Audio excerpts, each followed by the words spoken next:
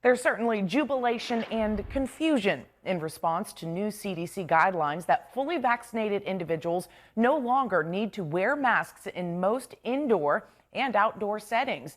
And the Virgin Islands Government House isn't alone when it comes to grappling with how to best act on this new information.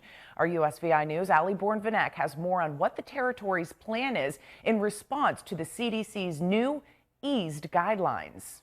Emily, Governor Bryan announced that the U.S. Virgin Islands is holding its ground when it comes to its mask mandate, even though the CDC has lightened its recommendations for those who are fully vaccinated.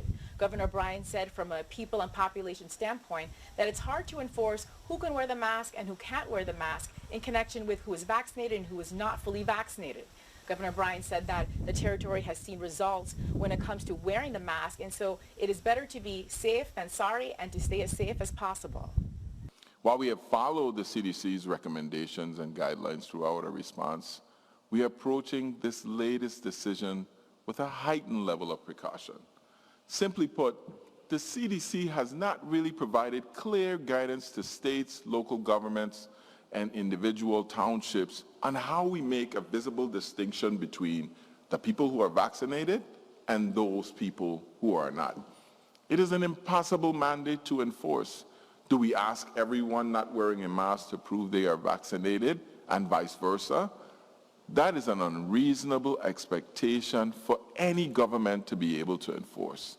Removing the masking requirements and simply relying on the honor policy at this point is not something we think will protect our community against the spread of the virus. We cannot afford to take any steps backward on our path to normalcy. We have to maintain doing the things that we know work in order to enjoy the benefits of that. The freedom of movement, the availability of tourists, economic progress, the continuation of our recovery. All those things are tied to us doing what it needs to keep you and your family safe.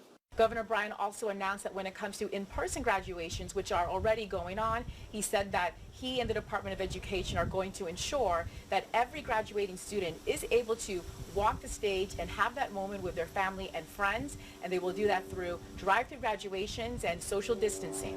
In St. Thomas, Ali Bourne-Vanek, USVI News.